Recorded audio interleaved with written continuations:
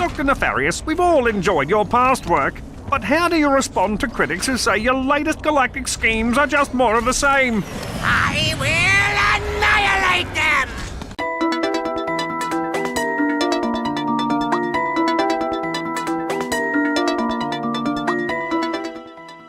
So I recently got done reviewing Ratchet & Clank Going Commando, and if you didn't see it, I'll just sort of spoil it for you guys right now. I kinda really like that game. Awesome. These are so good. So good. Pretty awesome. Awesome, the greatest thing ever. Okay, fine. I love that game to death. But actually, its sequel that was released a year afterwards, Ratchet & Clank Up Your Arsenal, is widely considered the best game in the trilogy, if not the entire series. And to be fair, it already looks like the best one on the onset. Its name is Up Your Arsenal. And man, sometimes you really gotta empathize for poor Europe. Over there, it's just called Ratchet & Clank 3. Man, they just get screwed one way or another, don't they? Now, I'm definitely going against the grain by not having it be my favorite, but it's a pretty damn sweet game regardless. So enough small talk, ready your arsenal, and let's start this up. The story begins with Ratchet being called in to help fight a battle against a new race of aliens called the Tyrannoids who are battling on Ratchet's home planet of Veldin for seemingly no reason. Once he eliminates that threat, Ratchet is informed of a new mysterious supervillain known as Dr. Nefarious, with his hilarious butler by his side, Lawrence. And just a side note, Nefarious is one of the best villains ever. And not just in the Ratchet universe, but just sort of altogether. Oh, Janice. You'll always be the love of my life. Yeah, that's partially why. His plan is to eliminate all the organic life from the planet that he names the Squishies. Then the president, who is seriously just Bill Clinton, asks you to find the one man to survive a fire with them who's off hiding in a forest. And then you go off and find him, and geez, I can't possibly imagine who that could possibly be. Oh, it's Captain Quark! What a twist! But he's actually lost his memory. And then after playing a video game that chronicled his life for some insane reason, his memory comes back and he forms the Q-Force, with returning Helga, Skid McMarks, Big Al, and Scrunch, his new pet one-eyed monkey. And all this takes place on the new Starship Phoenix, piloted by the new female interest, Sasha. Oh yeah, you remember Angela Cross from the last game? Yeah, me neither. Then from there, you just partake in a bunch of different missions as part of the Q-Force working towards Nefarious. Well, mostly just you, while the rest of the Q-Force just sit back and watch, but hey, what are you gonna do? And like always, the different characters you meet up with are definite highlights of the game. Clank is now a TV star for his own show, Secret Agent Clank. There is pretty much Britney Spears roboticized as Courtney Gears, who actually has a hilarious music video detailing Nefarious' plot to destroy the Squishies, which you can't really put a spin around the fact that it's amazing. And then this is the first time Quark plays a consistent, crucial role throughout the entire game, and the humor definitely benefits because of it. Although as far as meeting up with random characters go, this one really doesn't give you that much. You really don't run into a whole bunch of random kooky characters like you usually do. Whether or not that's an issue is up to you, but that's actually something I kinda miss. Although, of course, the plumber obviously comes back. He kinda has no choice. He's pretty much contractually obligated to appear in all these games. But hey, it's much appreciated. And when it comes to the gameplay, it is nearly exactly the same as Going Commando. Multiple planets with multiple pathways, and bolts upon bolts within boxes upon boxes. And of course, also like before, weapons are one of the best parts of the game. You got cool weapons this time like the disc blade gun that shoots out discs, the plasma whip that you swing around like a wrench, the spitting hydra that can lock onto multiple enemies, and a lot of familiar type guns like the Annihilator rocket launcher, the standard N60 storm gun, and the Shock Blaster shotgun.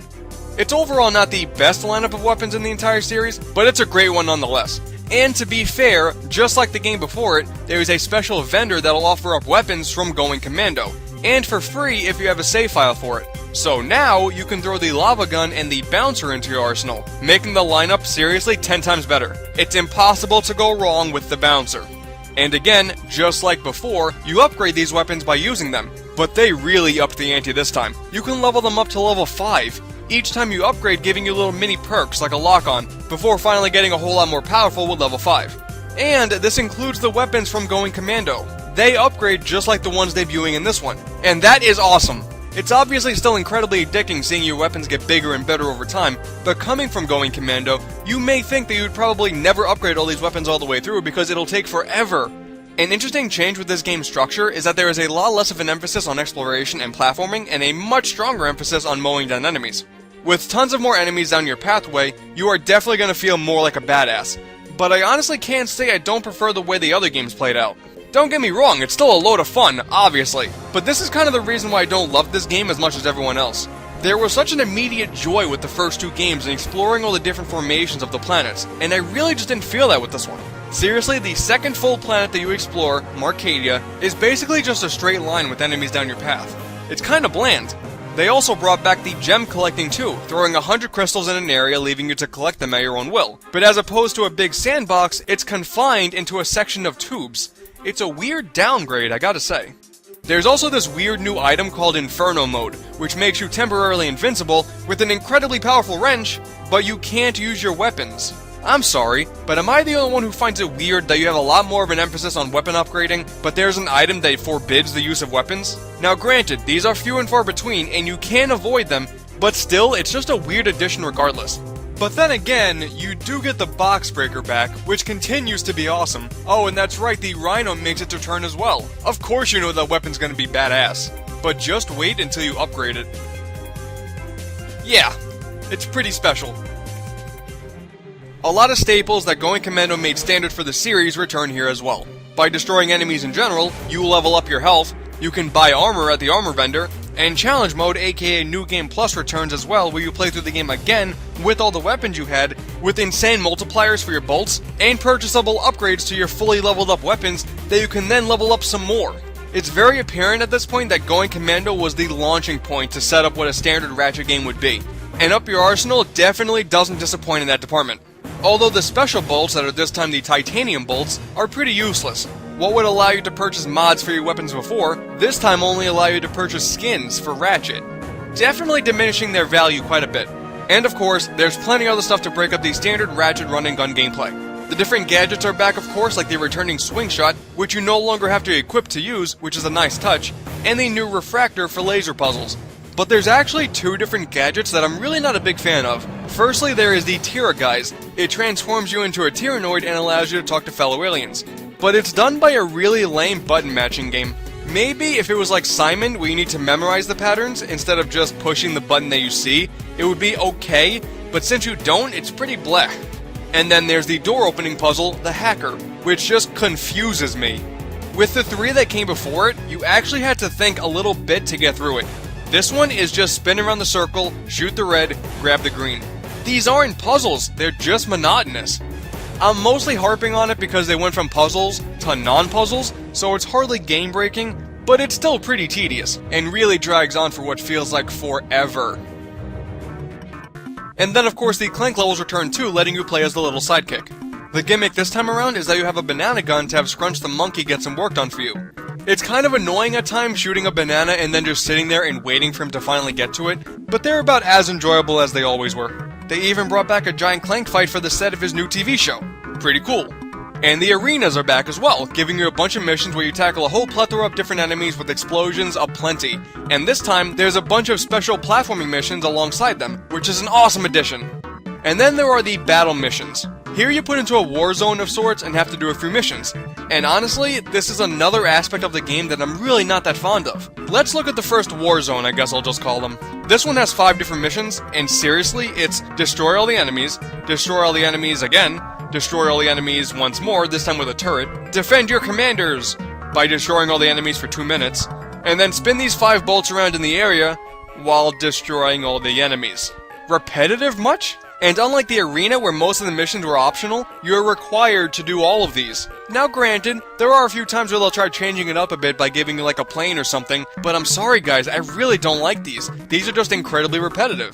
The thing is though, I'm clearly in the minority on all this, because people really don't seem to mind, but every time I get to one of these, I just groan like, oh that's right, one of these. And then the last big addition is the Quark VidComic. 5 2D levels where you play as Captain Quark and mow down the enemies in your pathway.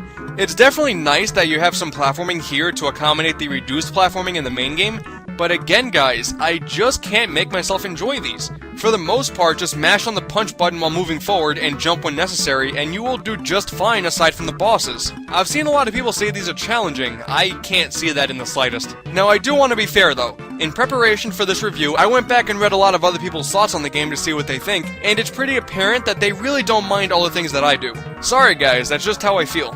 Although one thing that seems to be common ground is that the Insomniac Museum that returns is not as good as in Going Commando. By either finding all the game's hidden trophies, and these are actually trophies, not Sony's ripoff of achievements, or finding a special teleporter at 3 AM, you get access to an area with a bunch of debug and taken out content. In that regard, it's still incredibly awesome. Like, there's a racetrack that was taken out of the game that you can actually ride on with a vehicle that was also taken out.